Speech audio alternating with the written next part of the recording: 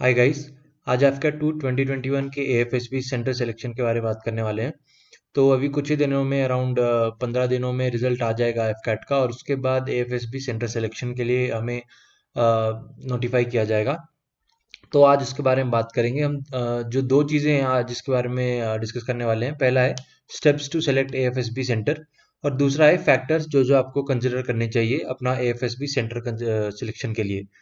तो सबसे पहले स्टार्ट करते हैं स्टेप्स से।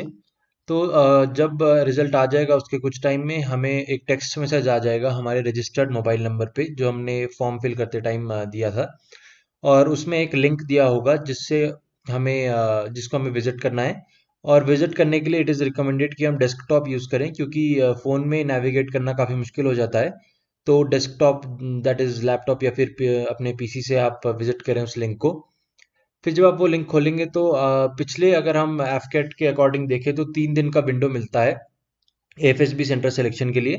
और वो होता है first come first serve basis पे, यानी कि जिस सेंटर में जितनी एक फिक्स नंबर ऑफ सीट्स होती है एक पर्टिकुलर डेट के लिए, और उसमें जो पहले फिल कर देंगे उसके लिए उनको चांस मिलेगा। और अगर सीट्स फिल हो जाती है तो फिर आपको कोई और डेट चूज करनी पड़ेगी। तो first come first serve basis पे ये सेंटर एलोकेशन होती है।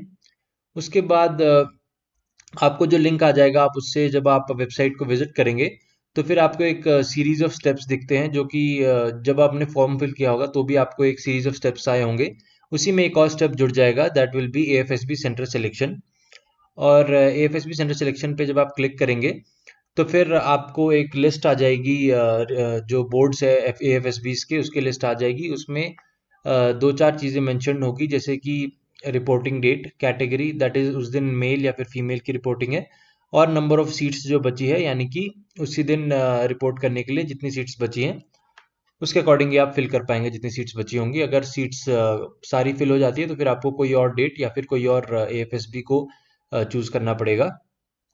फिर उसके बाद हम आते हैं, जब आप फिल कर देंगे अपनी सिलेक्शन, सिलेक्शन का एक बॉक्स होता है हर लिस्ट में, हर एफएसबी सेंटर के आगे। जब आप उसको सिलेक्ट कर देंगे उसके कुछ टाइम में आपको एक कॉल अप लेटर आ जाएगा एएफएसबी की तरफ से, जिस कॉल अप लेटर में आपकी सारी डिटेल्स होंगी एएफएसबी की, और साथ ही आपका एड्रेस एएफएसबी का मेंशन होगा। तो उस कॉल अप लेटर आने के बाद आप एएफएसबी के लिए एलिजिबल हो जाते हैं, और उस डेट और एड्रेस पे आप उस दिन एएफएसबी के लिए रिपोर्ट कीजिए। अब आते हैं factors to consider while choosing AFSB. तो एएफएसबी चूज करने के लिए कुछ फैक्टर्स आपको दिमाग में रखने चाहिए, जो कि पहला फैक्टर है ट्रैवलिंग। अब जैसे कि कोविड के केस, थर्ड वेव दोबारा स्टार्ट हो गई है, थर्ड वेव आ चुकी है और केसेस दोबारा बढ़ने स्टार्ट हो गए हैं। तो अब हेल्थ रिस्क एक फैक्टर बन जाता है टू चूज फॉर एएफएसबी। तो हमें ट्रैवलिंग मिनिमम रखनी है। ऑल्सो जो रिपीटर्स है उनको ट्रैवलिंग ट्रैवलिंग अलाउंस अब नहीं मिलता है फर्स्ट अटेम्प्ट के बाद। तो फिर कॉस्ट ऑफ ट्रैवल जो है वो भी एक फैक्टर बन जाता है, जो कि डिफरेंट लोगों के लिए एप्लीकेबल हो भी सकता है, नहीं भी हो सकता है। तो ये दोनों चीज़ें हैं ट्रैवलिंग के बारे में जो आपको ध्यान में रखनी है। एक दूसरा फैक्टर जो आता है एएफएसबी के लिए, वो है सीपीएसएस, जो कि एक पायलट्स के लिए टेस्ट होता है। तो ये टेस्ट की फैसिलिटी सिर्फ देहरादून, वाराणसी और मैसूर में अवेलेबल है। तो अगर आप रिकमेंड हो जाते हैं गांधीनगर से, तो फिर आपको इन तीनों सेंटर्स में से किसी एक सेंटर पे जाना पड़ेगा। तो इससे आपकी ट्रैवलिंग और बढ़ जाएगी, और स्पेशली इस कोरोना के टाइम में ट्रैवलिंग मिनिमाइज करने के लिए आप इन तीनों सेंटर्स को ही प्रेफर करें तो ज़्यादा अच्छा रहेगा, ताकि आपको अगर रिकमेंड हो जाए तो फिर आपको दोबारा ट्रैवल करने पड़े सीपीएसएस देने के लिए। तो ये दूसरा फैक्टर आपको दिमाग में रखना है।